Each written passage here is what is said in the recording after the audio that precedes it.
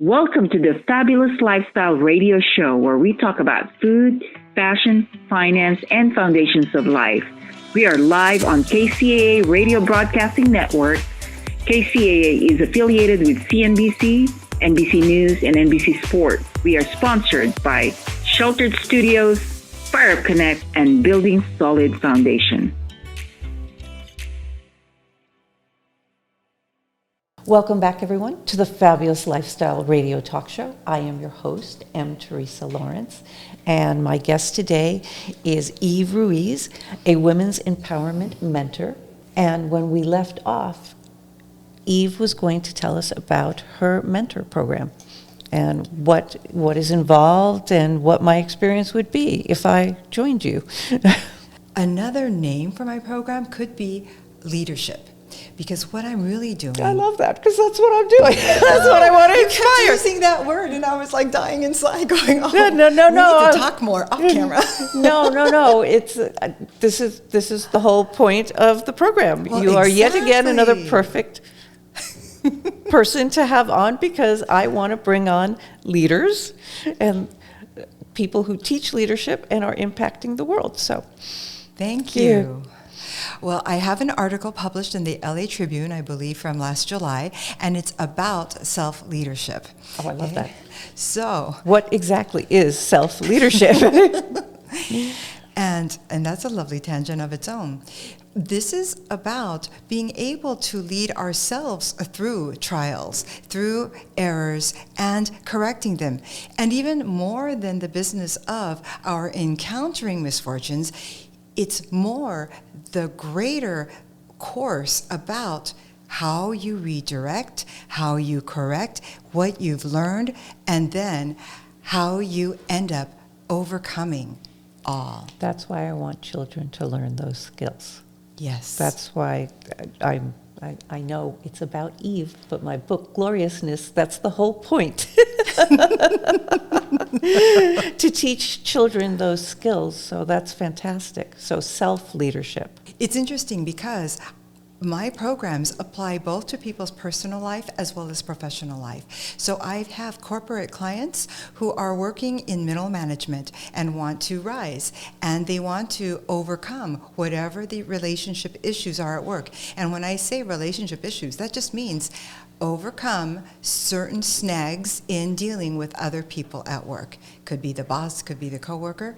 At home, it could be that I am helping someone to become more masterful and stand in their own power more with an authority figure, or with a spouse or other loved one who may be manipulating a little bit much or taking advantage of a situation a bit much.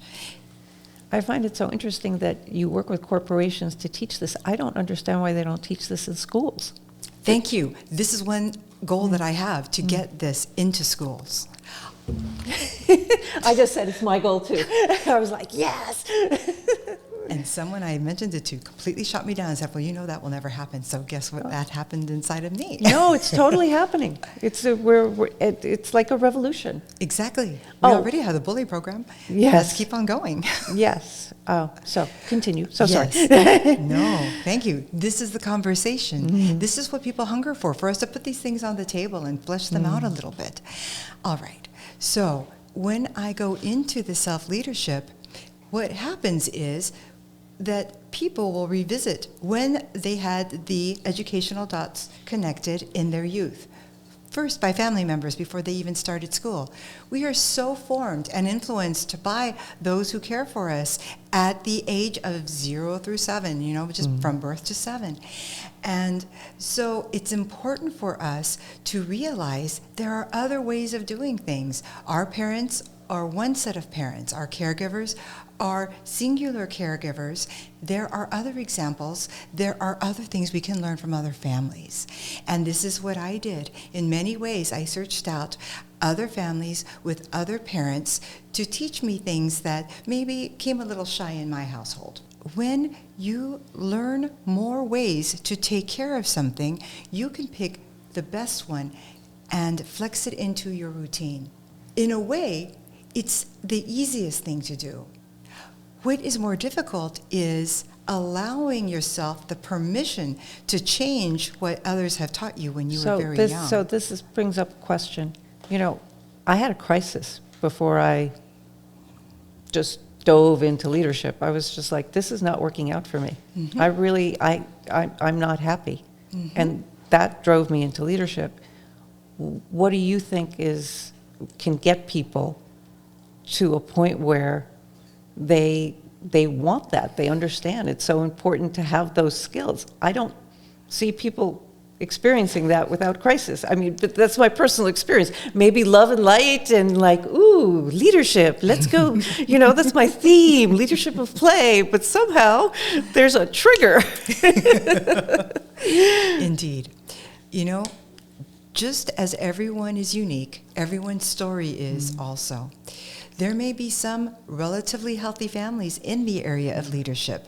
There were strong leaders for parents. They role modeled well for their children. So those children may not need a crisis in order to get them involved in that. Different paths can lead to a very similar place.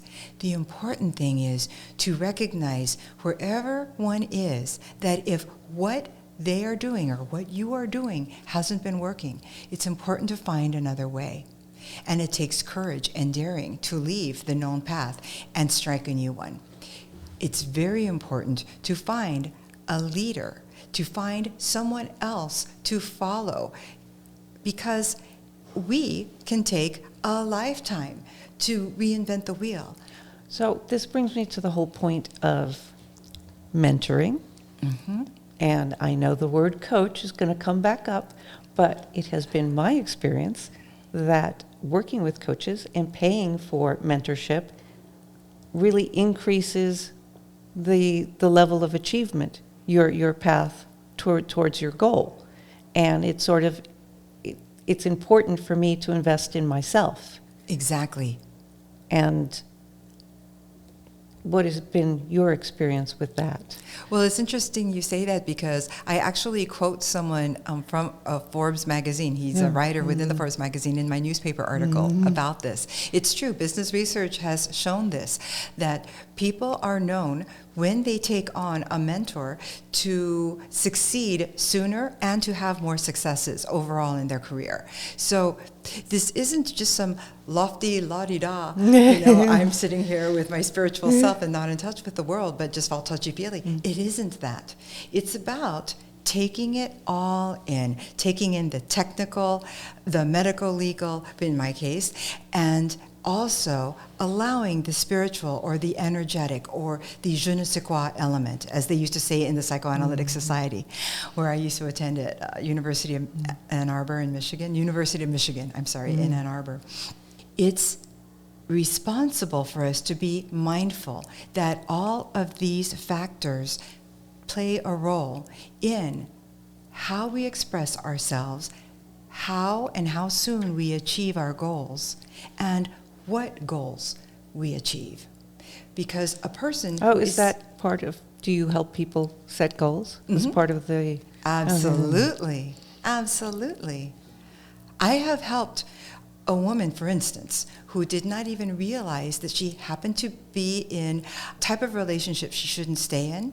To recognize that, she not only listened after some resistance, and that's perfectly fine. I'm not here to push anything down someone's throat. It's only my responsibility to address something when I see it. Okay, put the seed in their ear. And she came back to me for assistance, and that's exactly what I did. And after our months together, she ended up deciding that she was going to leave that relationship. She started all over again. She did find another place to live, which she thought she could never afford to do because she hadn't really been trained to work much to begin with. But she found employment. She found an apartment. She shared it with a daughter.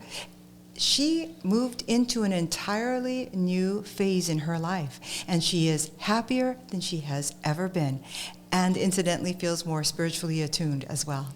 Your background is Spanish too, and in a Spanish culture, there's something called el que dirán, which means what will they say, and it's like a voice, an echo of social control. And for me, yeah, it's my mother's voice. Yeah, and it's very powerful, and it's cultural. And in the U.S., it's like, it's peer pressure. Mm-hmm. It's peer pressure, or what your tribe might think of you. And at some point, it doesn't matter what they think. It matters what you think. Mm-hmm. And it is that woman that didn't believe that she could afford a place. Mm-hmm. I mean, my heart went out to her. Who put that in her head? Mm-hmm. It's a cultural programming that said you're not worthy enough to believe that you can afford a place. And it's very powerful that you walked her. You were like, nope, that's not going to happen. You went back to what you said in the earlier sections. This is not right. I'm going to help you. I don't look like that when I say it, just so you know. I know, I look like that. She is putting in additional effects. Yes. And I love it, just to drive the point home. Yeah, right. Absolutely. So that was very empowering. Inside, I may have been like yes. that. So in leadership, they talk about the drift. The drift means you're not living in your space. You're living in other people's space. You're letting what everybody else is thinking affect you, and that's why it goes to el que dirán. El que dirán and the drift are the same thing, because you're not doing what you want. You're going, okay, I can't do that. They're going to think this. I can't do that. And my parents are Cuban, and they were famous for, oh no, you can't do that. El que dirán. No. So I'm just curious about your interpretation of the drift and how it prevents people from seeking courses in leadership and investing in themselves. Well, we never named it. I didn't know that queridan was the word for it. Mm. I certainly am familiar with the concept. My mom did limit us to doing things based on neighbors' approval or her peers' approval, et cetera, et cetera. And I know she was not alone in that. That's a very cultural factor. My parents are of Spaniard, Mexican, and French heritage, so I have it from different levels. Now, in terms of how it has affected us in our life choices, and are we going to go with the flow or not? A lot of it depends on how strong or confident we feel within ourselves. Okay, and hold that thought. We're going to talk about self-confidence in 1 minute. It's time for a commercial break. This is the Fabulous Lifestyle Radio Talk Show. I am your host, Teresa Lawrence, and we will be right back. Welcome to the Fabulous Lifestyle Radio Show, where we talk about food, fashion, finance, and foundations of life. We are live on KCAA Radio Broadcasting Network. KCAA is affiliated with CNBC, NBC News, and NBC Sports.